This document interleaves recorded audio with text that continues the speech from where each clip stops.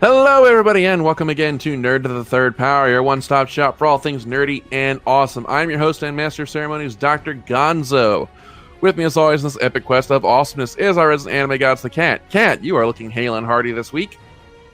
I don't know what that's in reference to. I'm very tired, and my cat has been screaming at me for the last 5 minutes.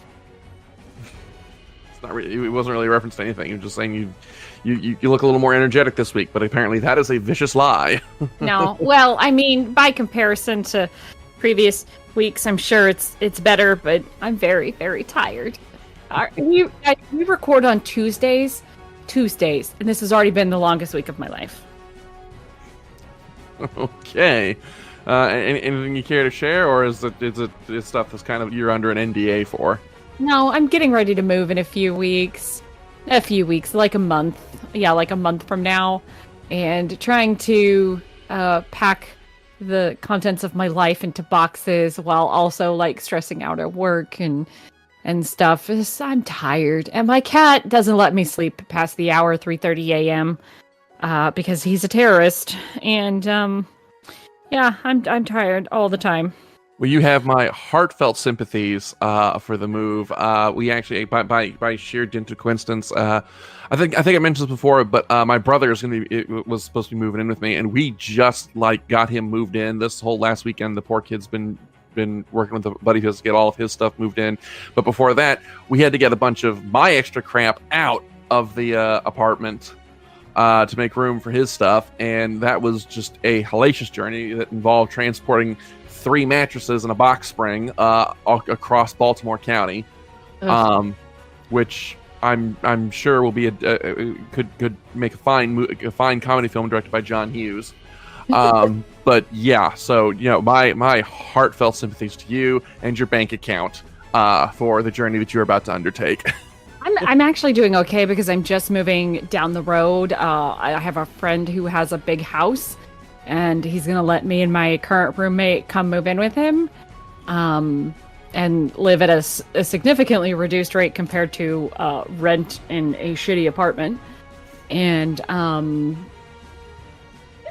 we've been talking about this for months now, so we've actually been slowly packing boxes and taking them over there and packing more boxes so that hopefully by the time the moving day comes around, we'll only need to take the big furniture. Okay, alrighty. Anyway, so that's the thrilling tale. By the way, there is a gentleman at my work who started listening to this podcast and was very concerned about you having a home. He kept saying, "Why did you let him get evicted, Kat?" And I'm like, I didn't have any control over it. I mean, has he looked at a map recently?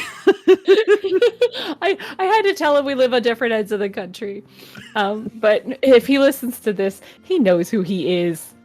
Well, I appreciate the concern, and good sir, I am well housed now, thank you. But yeah, no. So yeah, we put that seems to be a running theme with us this year is that neither of us can really seem to put down roots anywhere before we have to just uproot our lives. Oh boy! But anyway, we are getting sidetracked. We have a really fun show for you guys tonight. This week we're discussing Cat's favorite movie, my favorite movie trilogy, The Lord of the Rings. This year marks the 20th anniversary of Peter Jackson's Lord of the Rings film trilogy. I am now going to take a moment to pause so that you may now crumble into dust because holy shit, we are so old! Oh my god! Back in the day when Lord of the Rings was first released. Oh my god, guys. Oh. Gonzo remembers the first press release, the first casting announcement. He was there when the actors were named. Only the book nerds are going to get that joke. I miss you, Tom Bombadil. Tom Bombadil. Anyway. But yes, so that's going to be a really fun discussion. We're going to take a look back on the trilogy's impact on popular culture. And as we are old enough to remember a time before the Lord of the Rings trilogy being filmed, we're also going to talk a bit about the weird, strange journey that it took to get to where it is. So that's going to be a lot of fun. But of course, there's procedure to follow, so we can begin, as always, with Ask a Geek. And we got some questions here. Let's see here now. First question here comes from Henri. Very that's a new name. And their question is, are we excited about the Kevin Smith produced He-Man and the Masters of the Universe series? So, Kat, as you're a big She-Ra fan, let's start with you on this one. I would be, this is just genuine because I don't know what the story is going to be like, but I would have been way more excited about a He-Man series that connected to the new She-Ra series. As it stands, like, these two series are not going to be connected at all. So I'm not really as pumped as I would like to be, because they're not going to be the same thing. As I understand it, the new He-Man, the Kevin Smith He-Man, is going to be a continuation of the old He-Man. So it's just going to be, I assume, a cooler version of what we watched as kids. I'm not really excited. I was never into He-Man as much as I was She-Ra. But also, like, I've seen the character designs, and He-Man's head is so small compared to his body. And I'm not... Guys, I'm concerned. I'm concerned that he has been bewitched or something to have a tiny, tiny head. His head is so small. Like, it's smaller than just one of his biceps. And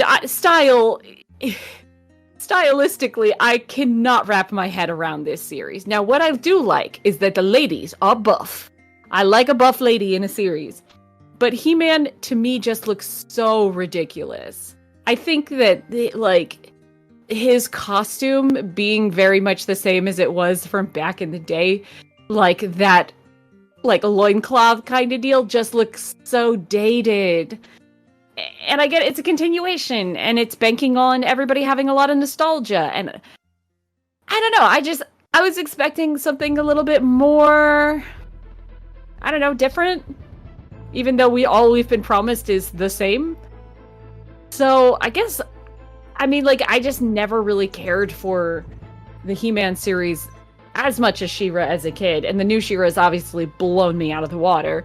So I don't know that He-Man could even come close to having that same kind of impact, because they're not really. I don't know that it's gonna,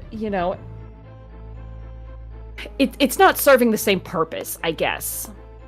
She-Ra was bringing an old franchise to a new audience with a lot of concepts that are up to date with modern times. And when we say that He-Man is just going to be a continuation of the 80s series, that kind of tells me that they're not really out, to do that same kind of thing. They're here to bring the old show to a new, younger audience, but they're not really there to modernize or update or do any of that kind of thing. It's like a whole different purpose that it doesn't excite me. That's not to say it won't be good or that all the designs are bad. I just think He-Man looks ridiculous, and that unless they're gonna do something really cool with the story, I don't know how they're going to make it more interesting by today's standards. There we go. Okay. For me, well, as I've said many times, He-Man was never really on my radar as a kid. I think people don't realize I'm actually younger than they think I am. Like, I didn't grow up in the 80s. I'm very much a 90s kid. So by the time I was old enough to, watch cartoons and really appreciate them, He-Man was already off the air. I've got vague memories of the New Adventures, the one where he went into space. But that's it. Yeah. So He-Man was never really on my radar. I didn't even realize that the early 2000s reboot even existed until just a couple years ago, when I just happened to watch the Toys That Made Us episode on He-Man, followed in short order by the Power of Grayskull documentary that was on Netflix. Which, side note, did you ever actually watch that, Kat? No, I think I just watched the Toys That Made Us about He-Man. Oh, okay. Alrighty. So, He-Man was, when She-Ra was announced, I was just kind of like, oh, well, it's a thing. It's there. People like it. Good for them. Can't really say the same about the new He-Man, and that's because the association with Kevin Smith, and that's because I actively dislike Kevin Smith. My meh reaction to She-Ra has become an ew reaction for He-Man, because I do not like Kevin Smith. I think he's just really overrated. I do not understand why he is regarded as God's gift to geekdom. So, I mean, he's no Will Wheaton in terms of being God's gift to geekdom, but not a big fan of his either. But that's getting off topic. I like Kevin Smith just fine, but I only really know his films and not much else. So I don't really have anything like, oh, it's Kevin Smith, it's going to be so good, or oh, it's Kevin Smith, it's going to be so bad. It's really just like the freshness of the content is what I'm looking for, because, okay, it's this big thing where when we were kids, cartoons all had to have a message. Everybody had to learn something by the end of the day. And we were watching a lot of cartoons with recycled animation that had no real story. They were just there to sell toys. And nowadays, there are cartoons that can sell toys and do sell toys, but actually have like... Oh my god, my cat is screaming at me. I don't know if you can hear him. Anyway, but we can actually have meaningful character development and more than one-dimensional characters and in-depth stories and huge story arcs. And that's just... We didn't really have that very much as kids with our cartoons. My cat is just yelling. I'm really hoping the mic isn't picking up on him, because he literally keeps walking into my bathroom so that it echoes more. It is picking up, but so far we've been lucky he hasn't screeched while you've been talking, so it's not something I can't work around in post. Kevin. I mean, I'm not saying that it's going to be bad, or that I don't wish people I don't wish the people enjoyment, but it's just not going to be something that is going to be very high on my priority list. Yeah, and honestly, like, we've just now seen some stills. We haven't seen like a trailer or anything, and I feel like I'm not gonna want to judge it too hard until we see a trailer. Or is there a trailer? I only remember seeing stills. If there's a trailer, I don't know about it. So okay, good. I'm not stupid. Okay, so no comment. good, smart, good call. So maybe once there's a trailer out and we can kind of gauge what kind of story there's going to be, because I don't want a show that's banking on the same things that the original series did. Because, I mean, let's be real. A lot of the stuff in the original series was kind of dumb, because they were really stretched for ideas on how to sell toys. And they just kept coming up with more and more ridiculous things and silly named things in order to sell more toys. I mean, this is just... They said it. Like, there's literally documentaries about how this worked. And that's why I thought She-Ra was so impressive, because it really didn't worry about that sort of thing. And it was really just about the story and the characters. And that's the kind of thing I like out of a show, even if that show is a cartoon. Well, I mean, like you said, we've only seen stills, so I mean, maybe something down the line will come and change my mind. But like I said, for me, it's going to be an uphill battle for it. So. All right, next question here comes from Ray, and his question is, with Castlevania Season 4 bringing the series to a close, what do we think of the rumors of a spin-off series, and what would we like to see done in such a series? So, there's what I'd really like to see, and there's what I think is possible. And unfortunately, what I'd really like to see, I don't think is going to be possible for reasons that I really can't go into without spoiling it. So wait until we actually do a full review of the series as a whole before we go into that. But I really wanted from the beginning to see a kind of multi-generational story, because that's what the original Castlevania series is. Each game is a different member of the Belmont clan going up against Dracula and or his minions. So I was really hoping to see like a multi-generational story with really epic long plot threads weaving through these, and it would have been perfect to do that, especially starting with Castlevania 3, because the character of Alucard, who has fought beside multiple generations of the Belmont clan. But like I said, given how they ended Season 4, I don't think that's going to be possible. I don't know. We'll see.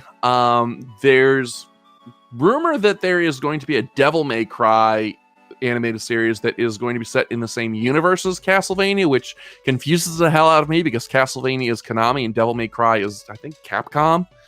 I'm gonna go look that up. I'm pretty sure that's two different game companies. So I'm kind of raising my eyebrows at the legality of such a prospect.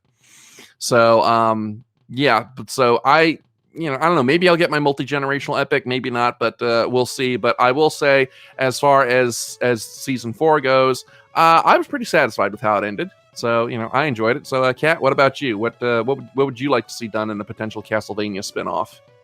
So I have not watched seasons 3 or 4 yet. I'm trying to do it in the next week or so that we can podcast about it and have me know what's going on. So I also have never played any of the games, obviously, so I have really no information to go on. I really like your idea of being multi-generational. I think that would be really, really cool. I mean, JoJo's Bizarre Adventures made it work for about 30 years? Yes, forever. Through many, many art styles. Getting increasingly flamboyant. Oh my god, can we do that for Castlevania? That would be so good. Just the hair and the costumes get more ridiculous. Okay, so if I could have anything as a spin-off, regardless of canon or what, I would want, even though it hasn't been relevant for several seasons, because, Dracula's the big bad of season 1, I want a slice of life series of Dracula and his wife just living their days, just going about their normal stuff and having like normal husband-wife interactions, little fights about dumb shit like loading the dishwasher. Not that there's dishwashers, but I just think I don't even like slice of life, but I would watch the shit out of a slice of life about him and his wife. Just, honey, what did we talk about? Opening portals to the underworld in the living room. Exactly. Roast me when I'm done. I want a comedy of that so badly. Like, did you string up another door-to-door salesman in the basement hanging by his ankles? Because we've talked about this. It would be so good. What's funny is there's actually a sort of a pseudo spin-off to the games that would work with, and that's Kid Dracula, which was sort of a chibi cartoon spoof of the Castlevania games produced by Konami, and it's about this little cartoony version of Alucard. So I think taking your idea and making a Kid Dracula series out of it, I think would actually be really interesting and funny to see. It would be cute. I think it would be real cute. Just any little slice of life would be awfully cute. Okay. Alrighty, and let's see here now. Next question here. Here's one that is actually related to our discussion topic, and that is from Tyler, and his question is directed to you, Kat, and it is, what do you think of the in development Amazon Lord of the Rings television series, and do you think it will replace the films in the public consciousness? No, I don't think it will replace the films in the public's consciousness, because we are not gonna stop comparing the two. We'll get into our feelings about Lord of the Rings, because that is actually our topic for the day. I am very excited to see the upcoming series, mostly because they are going to pour an absolute ton of money into it. And this is not something where you could do it on the cheap and have it be any good at all. Now, I have things I'm concerned about. But I'm sort of not keeping myself super informed about it, because they've been in talks about this for years, and then there's always rumors about, it's going to feature this character, it's going to feature that character, set in this time or that time, and I'm at the point where I'm so lost as to what time period it's actually going to be about, and whether or not they've actually cast anybody yet, and I just want them to do a good job. That's all I really care about, because the stuff that they're going to be tapping into is not going to be quite. It's not going to be lifted as directly from Lord of the Rings. They're really going to have to be tapping into the like the untold stories or the Silmarillion, and that's where stuff gets really, really complicated. And to turn stuff that politically complicated into something as entertaining as Lord of the Rings was, in terms of like, oh, it's action and it's a big popcorn film, and we're going to sit there at the edge of our seats watching these grand battles and stuff while also philosophizing. I think that's going to be an interesting challenge for the showrunners, and I'm very, very excited to see what they do. I have high hopes. And I'm so afraid the hopes are going to get dashed. Okay. And he's also got a question for me, and that question is, I remember you in the past, Gonzo, saying that you did not like limited run games. Have you changed your mind about them? Oh, shit. This is someone who follows me on Twitter, isn't it? And has seen me posting about my limited run purchases. Yes, I've changed my mind, but that's because they've changed how they've done their business. So my irritation with limited run came from the fact that at the time, all of their stuff was limited pre-order. They only made a certain quantity of stuff, and that was it. And if you didn't get in on those pre-orders within like the first 2 minutes, you just weren't going to get it. And you'd have to pay an obscene amount of money on the secondary market. Since then, they've actually switched to what they're calling open pre-orders, which is they'll say, okay, you've got 4 weeks from this date to this date to get your pre-order in. You can order multiple copies if you so choose, but as long as you get your pre-order in within this basically 30-day window, you're going to get your game. So it's made it a lot easier to get a release that you really want from them, because if you don't have the money on, say, the day that they open, it's like, okay, well, I can wait a couple of weeks until I get my next paycheck and set some money aside to save up for this. So yeah, I will say I've changed my mind on limited run games, because like I said, it's become a lot easier to actually get stuff that I actually want from them.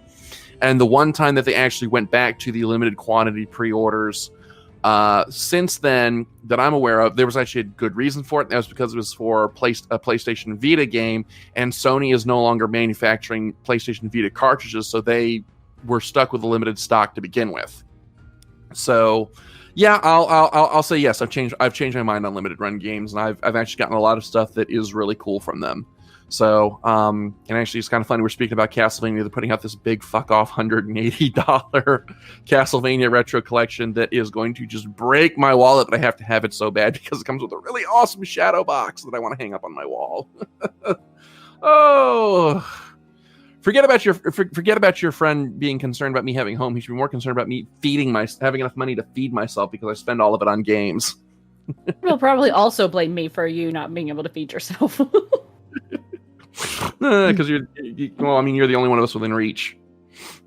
Yes. I just snorted kind like a of pig. Painful. All right, but that is all the Ask Geek questions that we have for this week. Thank you as always for sending them in. As always, you can send them to us through the email at drgonzo@nerdofthethirdpower.com. We love getting your questions, love reading them on the air, so go ahead and get your questions in, and you just might get yours read on the show. All right, and with that, we're going to jump right into our discussion topic. So, as we have said, well, I know Kat has said many times, I'm not sure if I ever mentioned it, but our two favorite movies are the Lord of the Rings trilogy, produced by Peter Jackson. First Fellowship of the Ring came out in 2001, and I don't think it's an exaggeration to say that it was our generation's Star Wars. Like, it was the biggest thing to happen in film for our generation until the Marvel Cinematic Universe kicked off. This really was, the biggest thing that happened to us in film, and it left such a mark on popular culture that now, coming up on the 20th anniversary, we thought it'd be fun to just go back and talk about this trilogy, what it means to us, and how it's shaped popular culture since then. And so let's just start right into it. So let's ask the first question. So Kat, where were you when you first heard that? When you first heard about the Lord of the Rings films? I don't remember. That was a long time ago. I don't remember hearing casting announcements or anything like that. I don't think I was really into paying attention to that sort of thing. But the Lord of the Rings were one of those things where I just remember sitting in the theater, and then the next weekend sitting in the theater, and then the next day sitting in the theater, and like my family and I would go see each of these movies like 4 times in theaters and sit there and sit through the whole credits, and I just loved these films. But yeah, I didn't really have like a where were you when they announced this stuff. See, I remember exactly how I came to see the first film, and that was actually on a school field trip.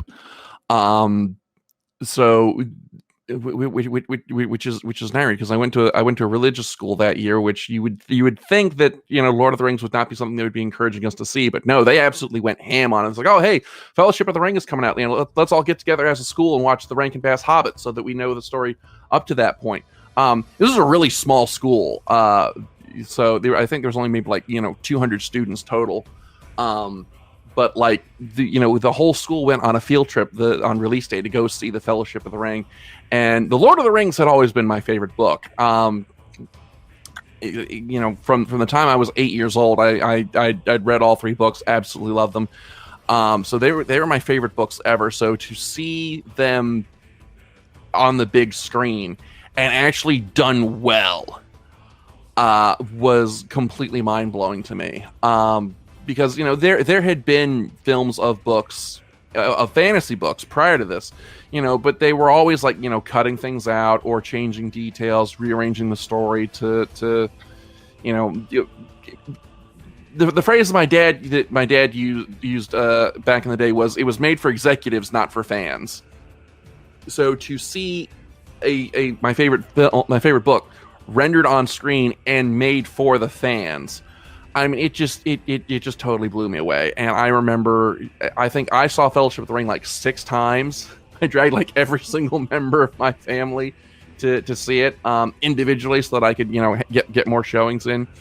And it absolutely blew me away. And to go back and watch the making of documentaries and learn about just like the amount of work that they put into like the detail, the amount of effort they put into things that like you either wouldn't even see or wouldn't even consciously notice if you did see it.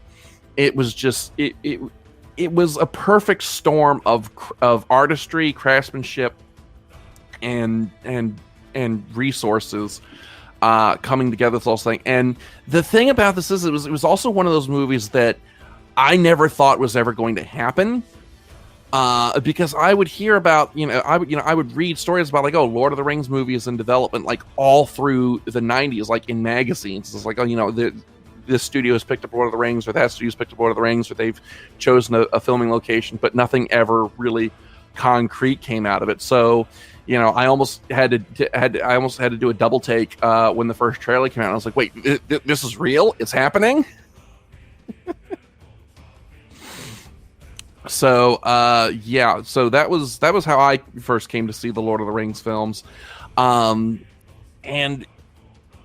like is it an I wish I could talk today. Use your words. Is it an exaggeration to say that it was for our generation what Star Wars was back in the 70s? Is it an exaggeration to say that? No, I think they had different impacts on. In ways that we can talk about, but no, I think I'd say it was the equivalent of Star Wars in that many people still have not seen it, and it's still kind of nerdy, but I'll say that Star Wars had a much more lasting impact than Lord of the Rings did, and I would say that boils down to toys and marketing toys. But for us living in that time where it took a few years, but we got to go into these theaters and sit down and watch a trilogy of films and see how they changed cinema forever. I think that level of impact, the immediate level of impact, was the equivalent of Star Wars. And the way that we still revere Lord of the Rings as this penultimate trilogy, it's so iconic now, all these years later, in the same way that Star Wars is. So what was your emotional journey when you saw these films? Like, what was the impact that they had on you? Find that hard to describe, because I just love these films a lot. Obviously, there's having read the books and stuff, you know some stuff that's going to happen, but the emotional journey, it's exactly what you want it to be. I think the emotional journey is summed up perfectly in The Two Towers, when the White Wizard shows up and it's Gandalf and not Saruman. And no matter how many times I watch those films, that is one of my favorite reveals, even though you know it's going to happen, because of the build-up, the music, the way that they did the voices and everything. It's a film series that is so perfectly acted and scored and beautiful that it leads you down the journey that it wants you to take.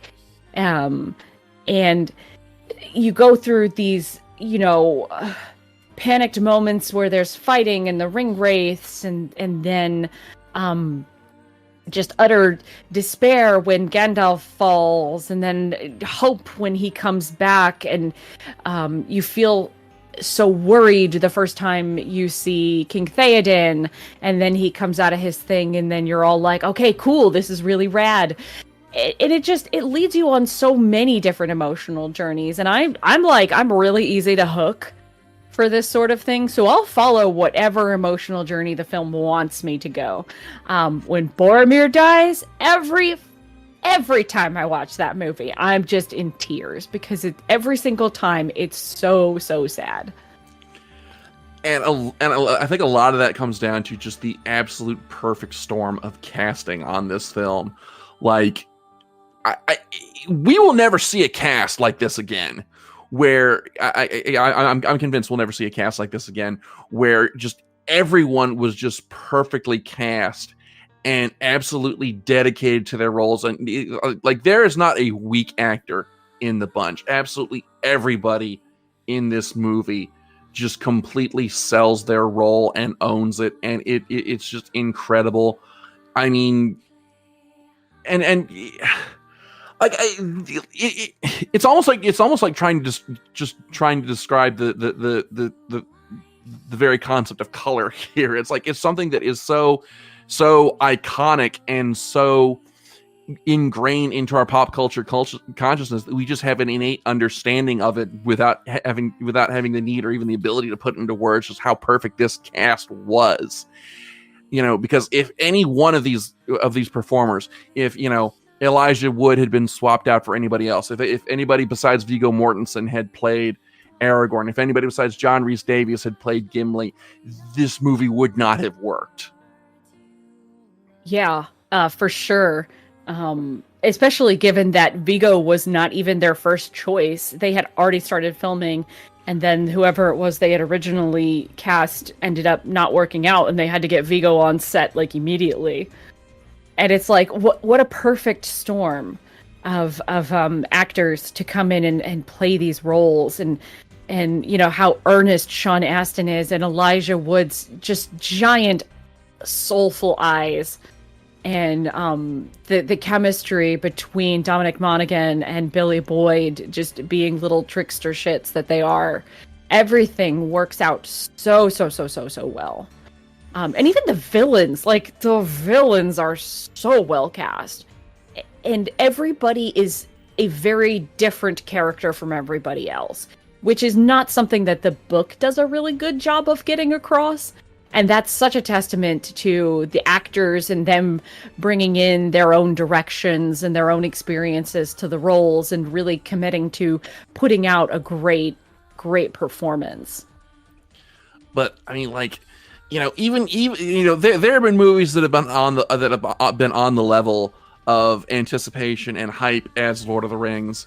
Like we just had Endgame come through, but like even with Endgame, when we did our review of that, it was like, okay, well, the cast was great except for maybe this one little bit over here that was kind of weak, or with Star Wars, well, we enjoyed this, but there was this little bit over here that's kind of weak. I don't think we could come up with a single really harsh deal breaker criticism about the original Lord of the Rings trilogy. It was just such a perfect storm. I mean, and the thing is, like, if you look at the really amazing thing about it is, like, if you look at Hollywood at the Hollywood thought process, even back then, like, it's amazing that this film even got off the ground. That's true. I mean, I remember going back and watching the making of documentaries where they were talking about just shopping this around, and they wound up they took it to He Who Will Not Be Named, and the guy heard their pitch, and they were just pitching it as a 2-film duology, and again, guy I won't name says, well, why would anybody make this 2 movies? This is a 3-film project. Like, just that one decision, like, how much of a difference would that have made to the final product if the Lord of the Rings had been released as a duology instead of a trilogy? Like, the fact that this executive put that much stock into this idea to actually have it be a trilogy and have the story be told at its own pace. I mean, I'm amazed at it happening back then, and if we heard about it happening now, it'd be like, is this person all right? Are they okay? Are they sick? Do we need to get them help? What's going on here? Yeah, because in reality, like, fantasy, high fantasy, like Lord of the Rings, is still kind of niche. It doesn't have the same mass appeal as other genres. You can put out James Bond and everybody loves a spy movie because there's no big concepts that people can't grapple. Mm-hmm. Does that make sense? Yeah. You don't have to learn a lot in order to watch like a spy film, like a James Bond film. But when it comes to fantasy, you have to kind of already have a little bit of a grasp of fantasy. And not everybody likes fantasy, especially high fantasy, like Lord of the Rings, versus something that's more urban fantasy, like Harry Potter, that takes place in modern times in the real world.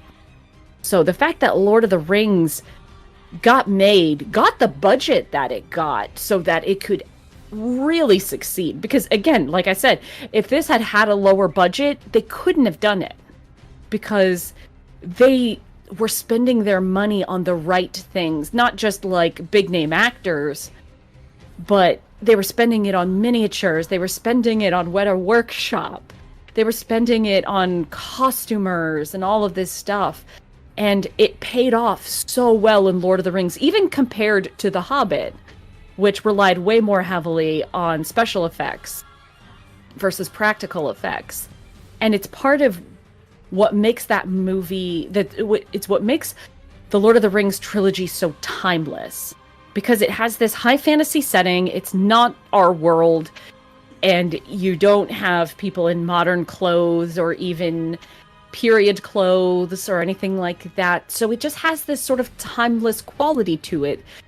You could watch it at any point over between now and the next 50 years from now, and it would still carry the same weight. It wouldn't look dated. It wouldn't look old-fashioned. It's just gonna keep being great, And a lot of that, we've talked about a lot about the production, and we've talked a lot about the actors. We got to give a shout out to the screenplay writers, Fran Walsh and Philippa Boyens. Like, here's the thing that a lot of people don't realize about the Lord of the Rings, especially if they've just seen the film. But the Lord of the Rings story is actually the epilogue of this like 10,000 year history. And a lot of that history is not stuff that you can just cut out and have the story make sense. Excuse me. So for Fran and Philippa and Peter to be able to take this story and work all that backstory in and have it work in a way that makes sense and flows. I mean, we're talking about decisions that Hollywood agents nowadays would laugh in your face at. Let's talk about just the opening of the Fellowship of the Ring, just that 10-minute backstory. You won't see that in any film nowadays. Nowadays, that would actually have to be expanded out to a film all of its own before anybody would even look at it, because they're like, okay, the audience is not going to follow this. They're not going to know what's going on, so we need to have this be expanded out. You can, or cut this bit altogether. Because Tolkien is not light reading by any stretch of the imagination. Lord of the Rings, saying Lord of the Rings is the lightest of his books is like saying that steel is lighter than titanium. I don't actually know if steel is lighter than titanium, so chemistry nerds, please don't at me. But like it's the Lord of the Rings is a very dense book, and Fran and Philip were able to condense it down and crystallize it into something that was easy to follow and made sense. And it's just I have to doff my hat to them. Like that, if you were to hand me the Lord of the Rings trilogy and say, I need you to make film scripts out of this, and you can't really leave out a whole lot of the detail, but you got to make it light and easy to follow and have it make sense, I'd be like, what drugs are you on, and where can I get some? Because there's no way that's working. I think, and to their credit, in a very similar vein, that intro, that 10-minute, and it starts in black, which I know at the time was a big controversial thing, to just have somebody start narrating stuff while the screen is completely black. That's about the extent of heavy duty backstory that you get. And like you said, this is taking place at the end of a huge timeline. So you're kind of still plopped into the middle of a big scenario in a world that they don't do a whole lot to explain up front, and there's a lot of stuff that they just straight up don't explain. They make references to historical figures or whatever that they just don't explain, because it would be so unnatural to try and force in an explanation of some of this stuff. So they just trust the viewer to be smart enough to understand that they don't need to understand everything, if that makes sense. It makes the world feel more realistic if you're a little bit lost, if you don't understand every single thing, They don't need to sit there and tell you who Erendil was or something like that, They don't explain the gods. They don't explain the heavens. They don't do any of that. They just plop you in, give you a bit of an explanation. Sometimes they talk about how the countries feel about each other, and then let you have a war. And they don't sit there and have a whole origin story. And I feel like if they made this today, you're right. It would either be a whole film, or it would be like a 5-minute montage with everything slapped together in fucking fast forward. And they didn't do that. And it wasn't just that they were banking on the nerds knowing everything. It was that there's no way to condense down all of the history, and that history, it's not important for the sake of the film. So don't explain it, but still keep the series feeling authentic by leaving it in. Yeah, and it was such a daunting task all around.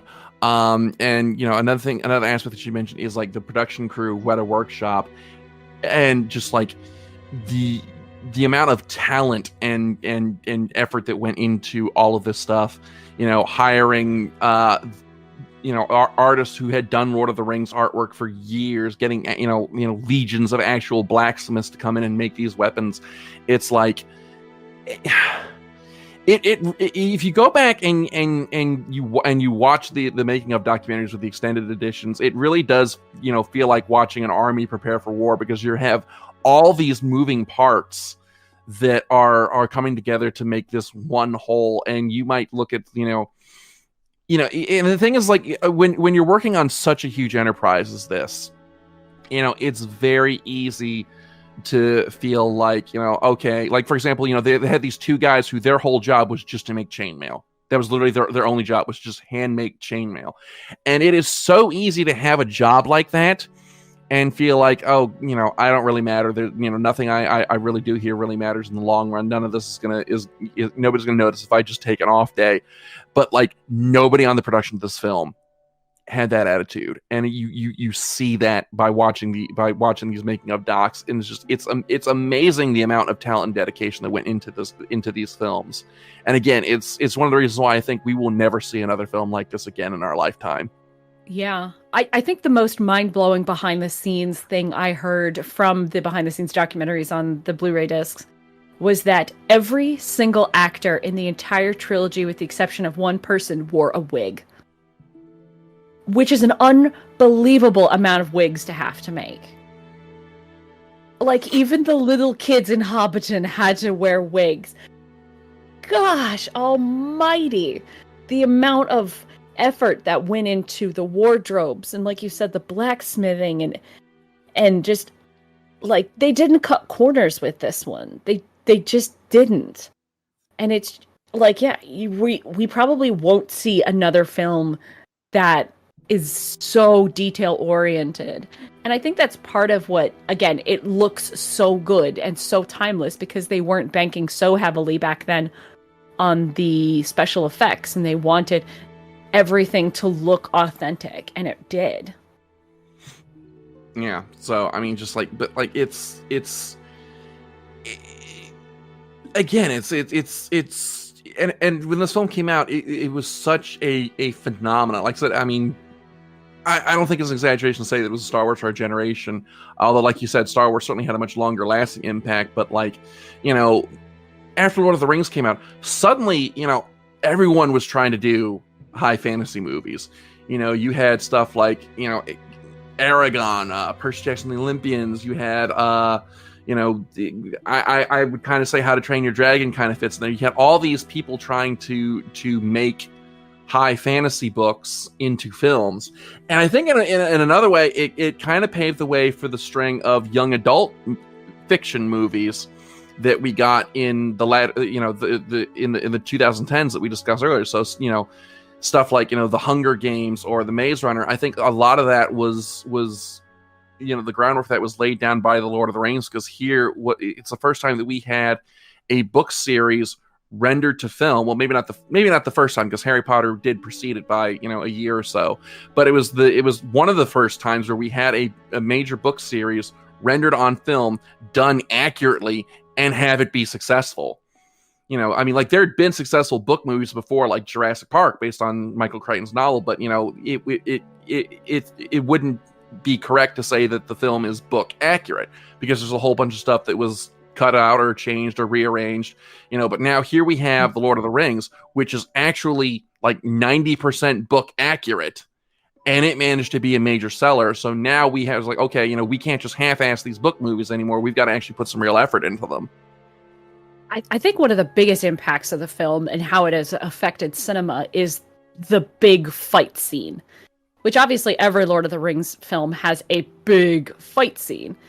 And so every movie after Lord of the Rings had to have a big... And then, of course, films before that had fight scenes. Like, don't get me wrong, but it's that two armies meeting each other, overhead shot of the two armies about to clash with each other on the battlefield fight scene.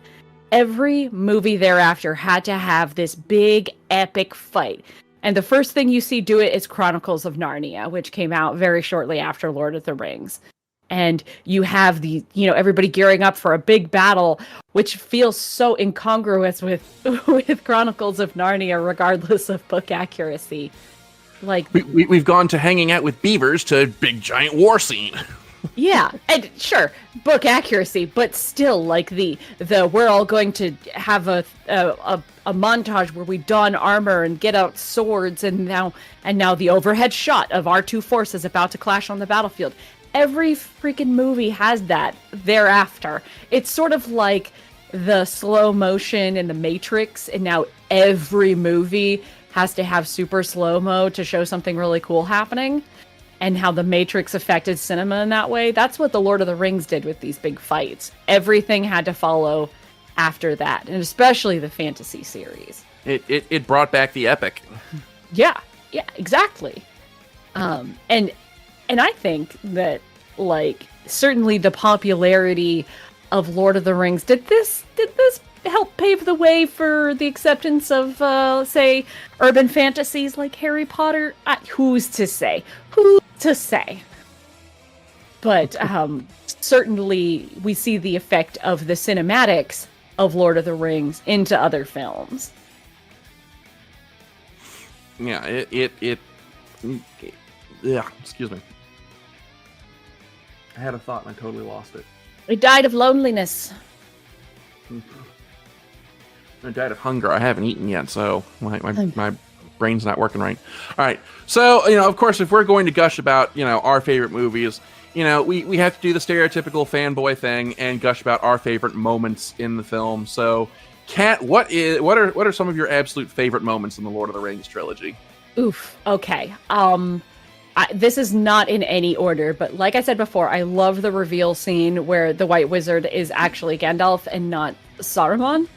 So Gandalf officially returns from the dead. I'm really actually quite obsessed with Gandalf, because he is a Maiar, and it's a bunch of stuff that they don't go into in the movies, or really even in the Lord of the Rings books. But his whole existence prior to living in Middle-earth is really, really fascinating to me. So that big reveal, the Council of Elrond is one of my favorite scenes.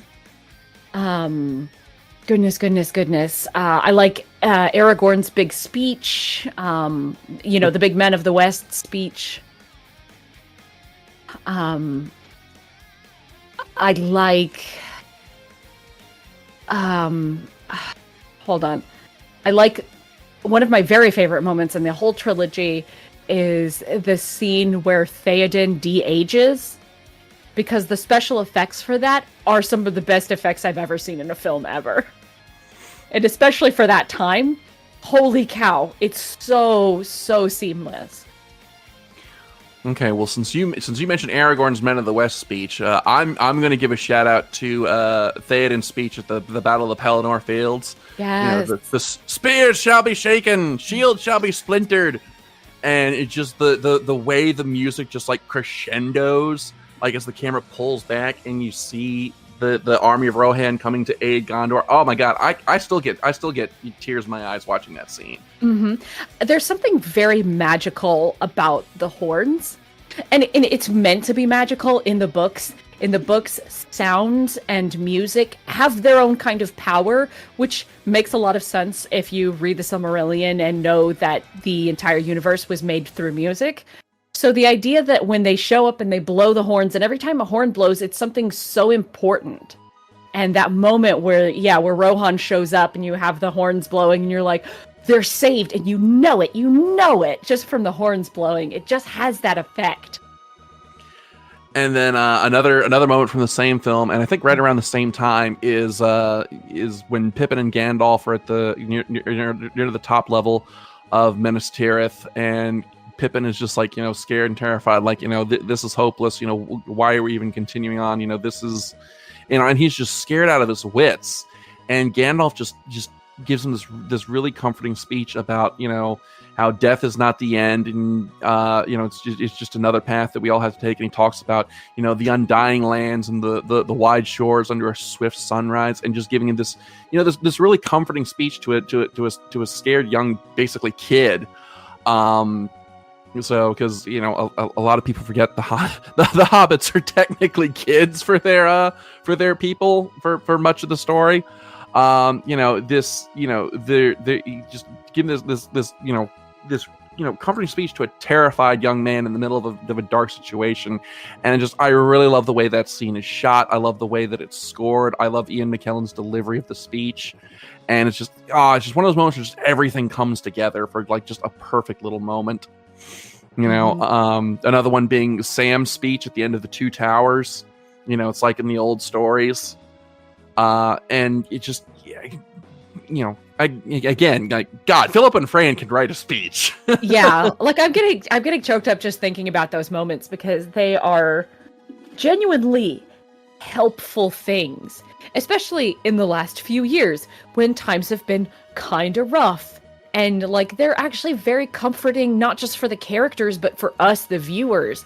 Like, I don't know how many times I've seen Sam's speech quoted like on Facebook going around when times are really hard. And I think that really is the core of these films, is that, you know, when so many films try to be epic, you know, they just go for the spectacle. But, you know, The Lord of the Rings also had heart. Like, there was real, genuine emotion and heart to this film. You know, we get choked up about these moments and these characters because, you know, we're actually given reason to care about them. You know, and their reactions to these situations are genuine. And again, that comes down to both the script writing and the casting. Like, just, you know, I can name maybe two other films with the level of heart that The Lord of the Rings managed to carry over an entire trilogy. Another favorite moment is in Frodo versus Shelob, when Frodo's out and Sam steps in, and you had thought at this point that Sam was gone, and he picks up the Phial of Galadriel, and he's got the sword and he's got the phial and he's defending Frodo, and just the way that scene is framed, and just Sean Astin being Sean Astin, just, oh, what a great scene. And I love the whole fight with Shelob, because it is, in context of Lord of the Rings, not one of the big battles of the Pelennor Fields kind of, you know, there's no mounted combatants and huge armies. It is a hobbit versus being hilariously outmatched versus a big giant spider. And Frodo loses that fight. And Sam has to come in, and they still don't actually kill Shelob. But the visuals of Sam with the sword and the phial, and basically the first moment where Sam becomes the hero is so stunning. Yeah, there's just but I mean, we could go on and on about our favorite moments of this film, and it's just it's you know, there's so much to this that had to go into this film to make it work, and it literally is just like a perfect storm. Because if any one of the elements that went into this film had gone off the rails, and if you watch the making of docs, you see it almost went off the rails several times. Yeah. Honest to God, I genuinely think that the reason why Lord of the Rings was on the whole better than The Hobbit was because both Fran and Philippa worked on Lord of the Rings, but they both didn't tag team on The Hobbit. And they, like, the combo of Fran and Philippa would sort of, like, when Peter Jackson had some idea that they didn't think would work, they quashed it. And they said, no, we're not going to do that. And he would go, okay, yeah, you're right. And I feel like that's part of why The Hobbit didn't quite work out the same way, because it didn't have that dynamic duo of Fran and Philippa telling Peter Jackson no. Well, the discussion of The Hobbit is a whole thing of its own, which we will say for another episode. When the 20th anniversary of that trilogy rolls around. Although I'm looking at Wikipedia and it's saying that Fran and Philippa did both work on The Hobbit, so I don't know. I'll have to go back and see what the proportional involvement was. Yeah, it wasn't the same. It wasn't the same.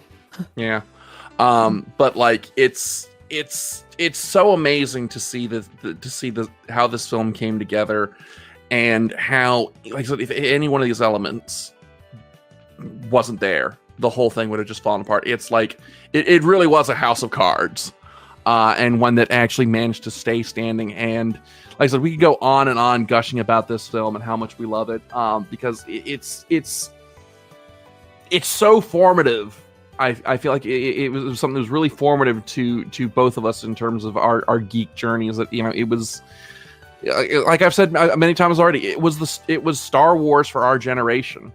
But like I said, we could go on, and we are unfortunately running short on time. So sound off in the comments. What do the Lord of the Rings films mean to you, and what are some of your favorite moments? What are some of your favorite aspects of the film? Is it the music? Is it the casting? Do you have a particularly favorite actor? Do you still have that Orlando Bloom poster that you had in high school hanging up on your wall?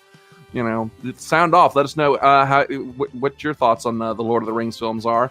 And so now let's before we close out, let's go back and revisit that question we were asking Ask Geek about the Amazon series. So, Kat, what are some things that you're excited and or worried about with the upcoming series? Excited for whatever story it's going to be about. I know it's going to be in the age of whatever. I'm excited for whatever story it is that they spit out. Because everything that happened prior to Lord of the Rings was just as interesting historically as what happened in Lord of the Rings. All kinds of epic fights and heartfelt romances and stories and songs, and I'm so stoked for whatever the story ends up being. I am worried about casting. We have a rule about not getting too political on this show, but they have made there's been a bit of talk about the casting because literally every single person in the whole of Lord of the Rings was white, and they have talked about expanding out to non-white actors, and that is so amazing. I really hope that happens. I just hope that they do it right, that it all gets done well, and that people aren't awful about it, like fans aren't awful about it. So I'm just worried about how the casting is going to go, because Tolkien was not particularly sensitive about certain things, and we need a little more sensitivity than Tolkien had. I'm worried that the series will bank more on special effects than practical effects, because we know that, as we've discussed, the practical effects are part of what made Lord of the Rings look so good and look so timeless. And I don't want that kind of quality to be sacrificed for the expediency of getting a television series out on a deadline. And I am worried that they will do what every TV show does and try to shoehorn in a bunch of references. We don't need it. Just let us have something that's unique. We don't need you to mention the ring. We don't need you to mention the Dark Lord. Just make a show that has the show, whatever the show is supposed to be about, and don't try and sell us on the nostalgia. It's all I'm asking. Okay. My big worry is one of tone. I'm worried that they're going to try and do Game of Thrones 2.0, which Game of Thrones had a very specific tone, and it worked for Game of Thrones, but I don't see that same tone working for Lord of the Rings. So, but we shall see. I don't even think we've had stills on this series, so it's still germinating. So we'll have more on that as it develops. But as far as this week goes, sound off in the comments. What do the Lord of the Rings films mean to you, and what are some of your favorite moments? Sound off in the comments. And thank you, as always, for tuning in. We will see you guys next time. As always, I'm Dr. Gonzo. I'm the cat. All right, we'll see you next time. Taka, play us out.